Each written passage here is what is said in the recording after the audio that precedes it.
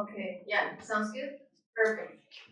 All right, so we're gonna talk AI. It's been around for a while, so I figured, as JavaScript developers, we want to know how to build those things and be on what everybody's talking about.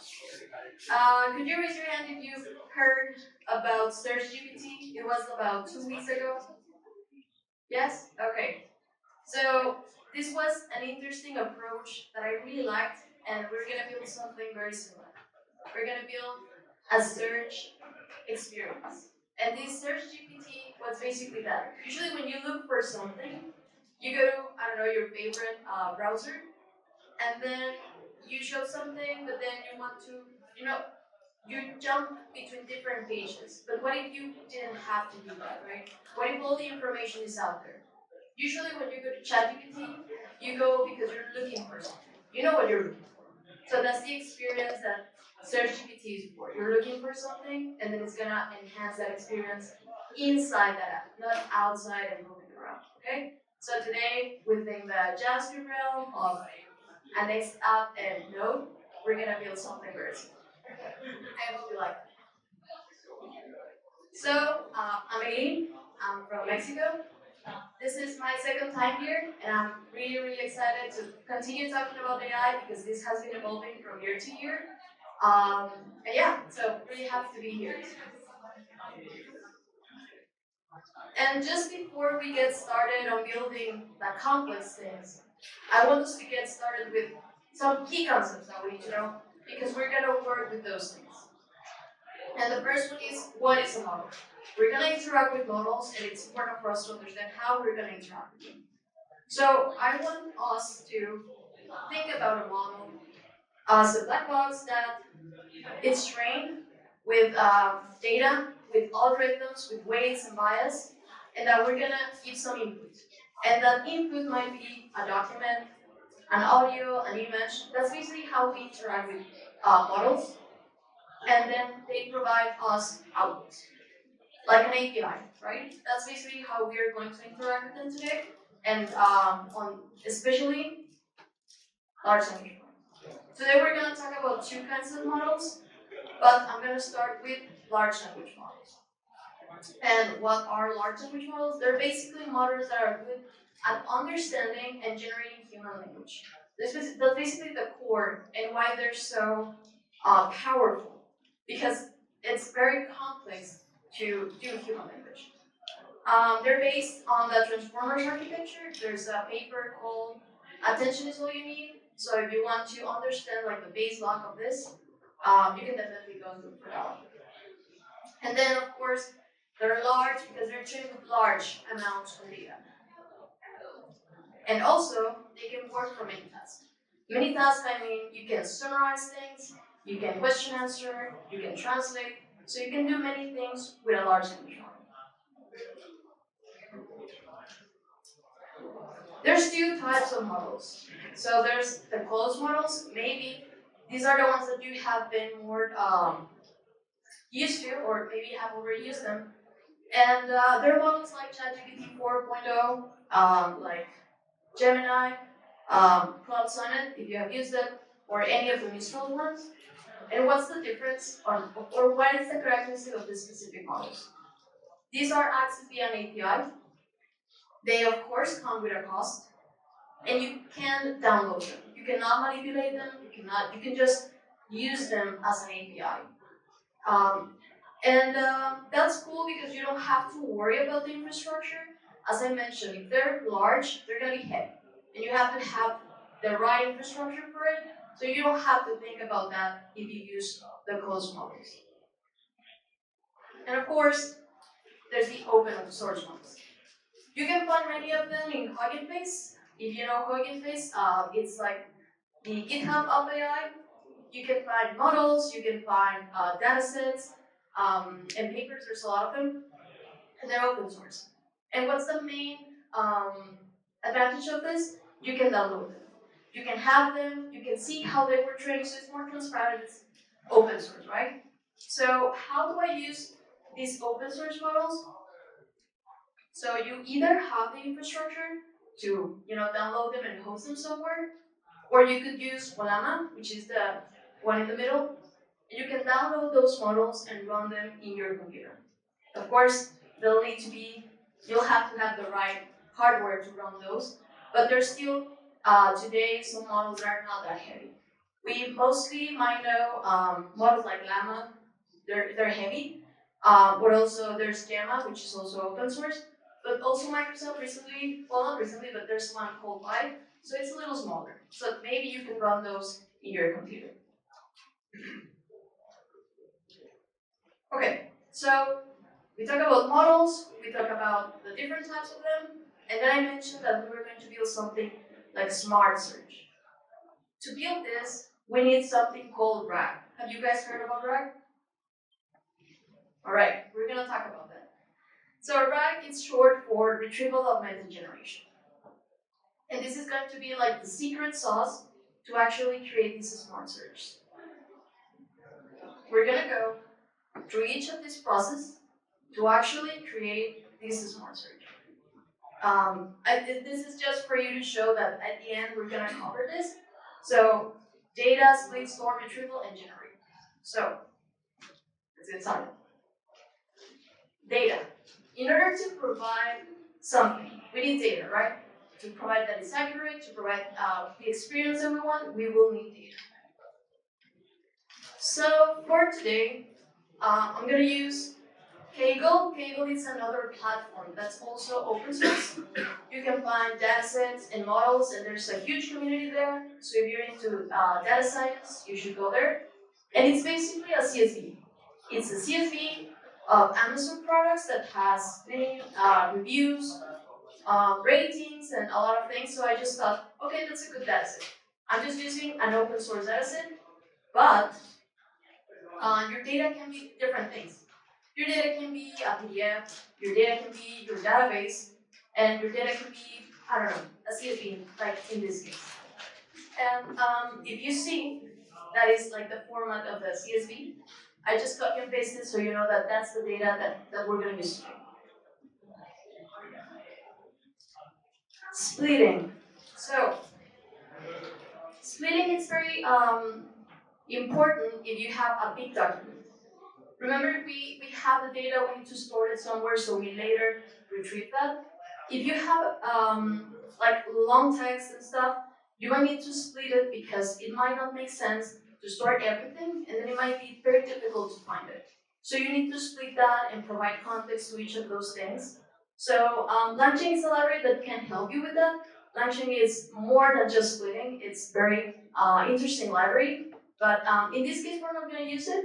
But I just want to mention that you need to split the things that you want to retrieve. So if you'll have a PDF or something, you'll have to split this into characters. But in our case, since we're going to use products, we're going to split by products. We're going to store each of that product so we can know what that product is, right? So that's the splitting in our side. But if you were to create an agent that needs data, you will need some splitting to cut that information. Next up, embeddings. This is a very interesting concept, but I'll try to put it down to word as I understand it. And hopefully you can understand it too. So, we have a graph here. It's a two-dimension, right? X and Y. And this is an image from Sukabase. Sukabase, we're going to talk about that today. But it's a sentence. The first one says, the cat chases the mouse. And then it's pointed in that two-dimension there. There's another sentence very similar in meaning, with just changing the word slightly. The cat for kitten and the mouse for rodent. It's like a synonym word. It means the same, but it's not the same. So they're close. So if you see 1 and 2 are very close in this two-dimension. And then there's another sentence. I like ham sandwiches. It's nothing related to the cat or the mouse. So it's going to be other, right? And so in this case, if it's a 2D, we will just have an array of 2 points, right? But embeddings, we're going to use a model from ChatGPT, or there's open source models. They have 1,042 dimensions. So it's no longer a 2D. It's 10,000, like thousands of dimensions. So we're gonna input our sentence through these models, and we're gonna get back an array of thousands of vectors. And that's basically an embedding. We're gonna use the models to transform those so the model can give context to it. We're gonna leave that job to the model to give it a meaning. We're no longer giving a meaning. We're using the models. And that's the second model that we're gonna use today. Remember we talked about large language models? And then we're gonna use embeds. And so, I'm gonna put up the sentence, an input, and my output would be a vector. Okay? Up to this point, good? And so, how do I do this? Like in code, what does it look like? So, as I mentioned, you can use locally Llama, and if you have, this is node code, so if you have your environment variable to use Llama, it would use Llama, and there is this open source model called Nomic Embedded Text. But if not, you could use the OpenAI text ARA, and you already have imported it, so I already have that available, which is the OpenAI embeddings. So, in my constants embedding, I have, depending on my variable, what model I'm using to transform it. So I mentioned we have products. So for each of the products that I have, I'm going to create a text to embed. So I have the const text to embed, and it says the product name, and I add about the product, so I try to give context to it. And then I'm going to use that text to embed, which has a name, rating, something to give it context, and pass through the embedding model. So at the end, I'm going to have a constant called embedding, which will have the context and the product. And so, which is just the vectors. Later on, I need to store this somewhere, and this is the structure that I wanted to give. This is very personal. I think it's good, but because I want to show this experience, so I need all of this data from the product. So I have the ID, product name, category, but in the end, I have the embedding. Okay? So I created a sentence, and I created the sentence into an embedding. So I have my structure of the product that I want to save. Where do I save this? So since we're using vectors, we're going to need a special type of database, and this is a vector database. There's different kinds, there are different products. For this demo, I'm using Supabase. It has a freeze here, so you can use it. If you don't use it in 7 days, it will shut down. But it's, for demo purposes, it can scale, but we're using this just because it's open source. And how does it look in Supabase? So remember, I stored the ID and also the embedding. So if you see the embedding, which was the sentence with the name and everything, it's all of the arrays. So that is what I have in my database right now. And so why do I need this special type of databases? This is because we're going to do a different kind of search. So maybe you're used to doing key searches, like you go and look, okay, is it similar? Yes, it is. Let's bring it back. We're going to need a different type of this. And this is the similarity search or semantic search. And this is basically, it's going to map those embeddings and those vectors to see if they're similar. We're going to see more about that. Okay. This is a process that might just happen once because your data might be the same. But you only do this once, you have your data. Now, how do I retrieve that? Let's do the right thing that we talked about earlier.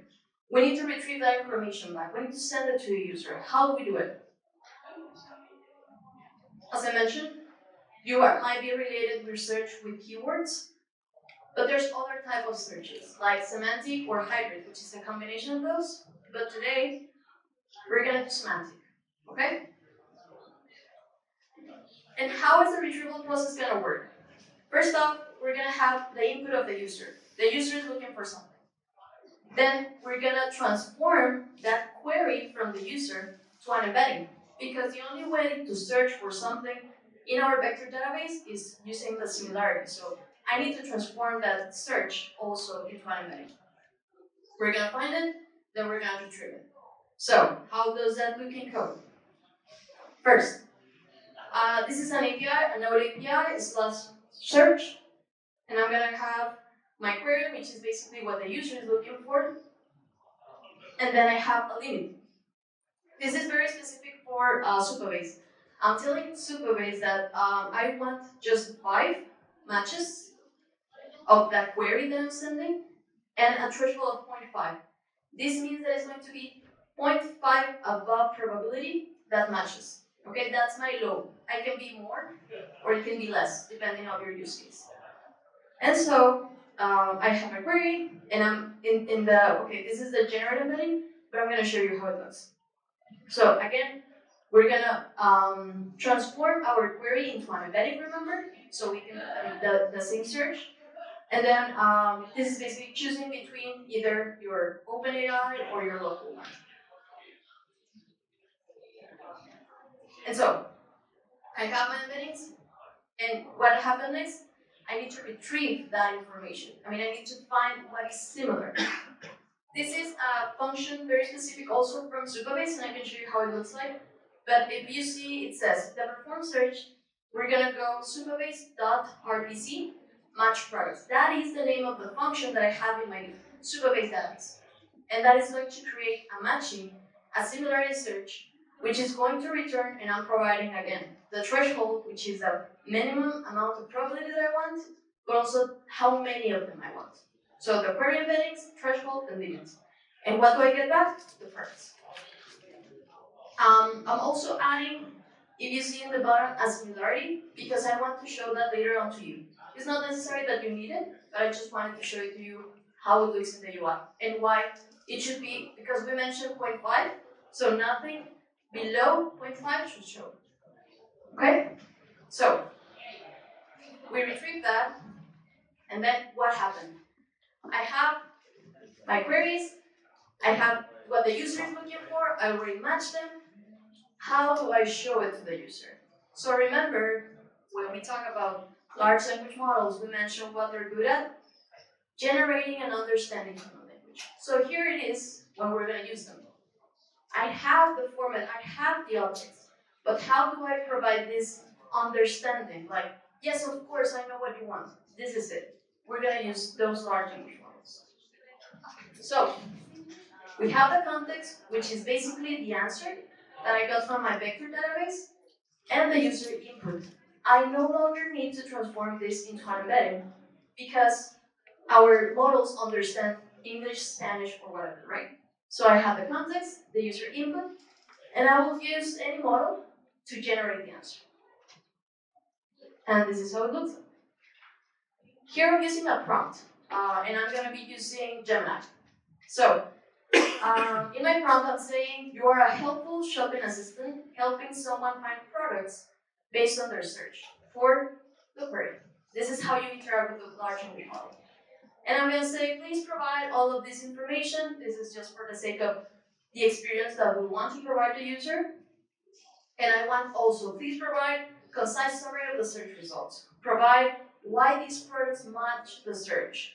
And some things that I really wanted to add just because I want to create this amazing experience for my user. You can change your prompt as you wish, but in the end, it's just the prompt, the query, remember, and the context that I needed, which is the one that I got back. So I'm gonna put const response, await the model. Model is already instantiating the Gemini model, and it's called, the function is generate content, and it's basically the prompt. The prompt is everything that I can mark. And so basically the return would be, it's inside response, so response dot text function. Okay, so let's see if all of this actually works. So I mentioned that this is locally running. Let me show. This I have a next app on the front end, and then I have a node API, which is doing the search thing locally. So I'm gonna try. Remember, I don't have to be specific. It can understand me, right? So I'm gonna try this.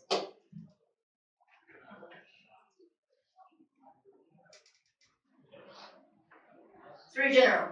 I want a podcast setup. what do I need for a podcast? So let's wait.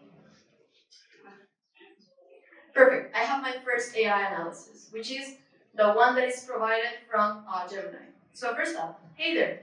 So you're looking to create a postcard. Awesome. I've found some product that would help you get started. I asked, please provide a summary of the search results. And it's providing. It says, I found 5 products. Remember we put the limit of 5? Related to the podcasting. So I think you need microphones and headphones. And prices vary, but I brought everything that is under 600. And I wanted also to provide why. Why are you returning this to me?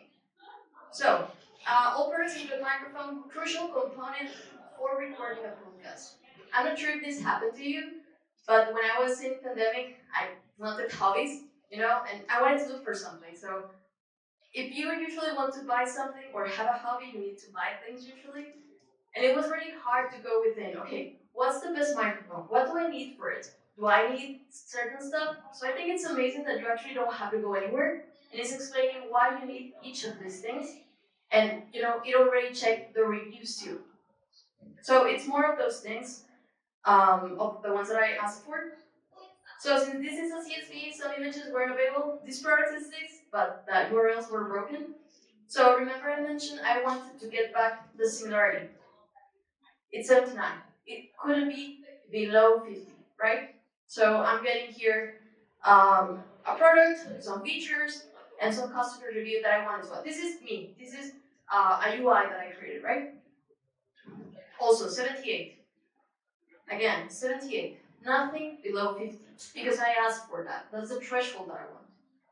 And so basically you're creating a better experience, right? You don't have to go to another page. You don't have to, okay, what about checking blogs and stuff? You have all there. Of course, you will modify that to create a better experience for your users, but I think it's super fully, like, you're there. You know what you want to find, and it's there.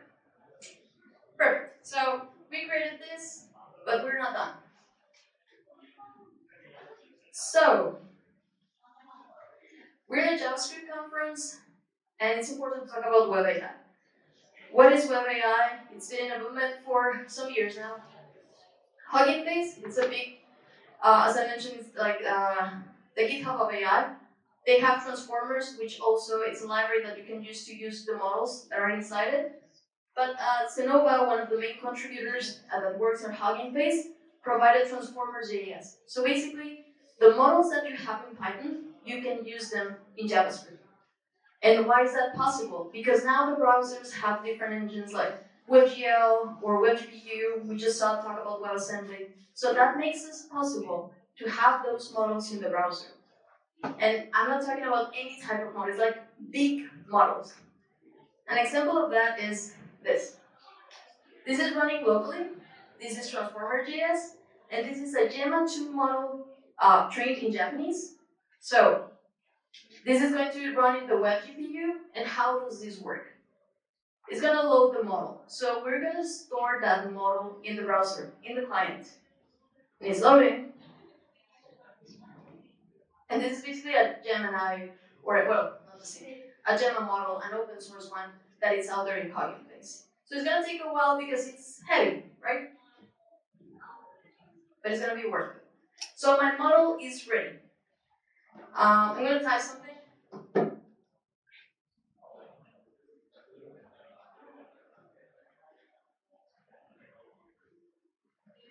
Because I'm a tourist, so it's in English, right? Okay, I'm going to get some things. Okay, that's interesting. It's not going as planned. But the model, I'm not sure how you understand that. Okay, I'm not sure why it's saying that. But okay, I like it, okay. What's the powerful thing here? I have it in my browser, and I turn off my Wi-Fi. And I'm gonna ask them to do something.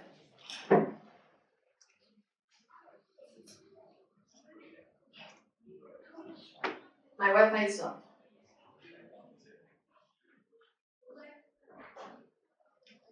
Let's hope it works. generating the content. The model is in my browser, and I don't need internet to do that. So imagine you're working on the fields. Imagine you're working somewhere. You have those models available in the browser. So I think that's very powerful for Edge, which is something that we're also looking and moving forward. But this is not only it. I mean, it's this model, but there's other models available in Hugging Face. And also, just recently, this year, Chrome launched something called like Build with AI, which is basically having the model as an API in your browser. So this is still in beta testing. You can actually subscribe and get all the news that are coming. So you can use these API models available in the browser.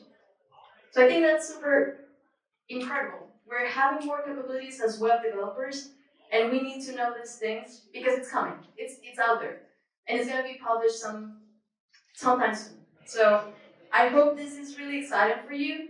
But I also want to mention that not every app needs AI. It's important to mention that. But I do think that AI really can help us enhance our user experiences.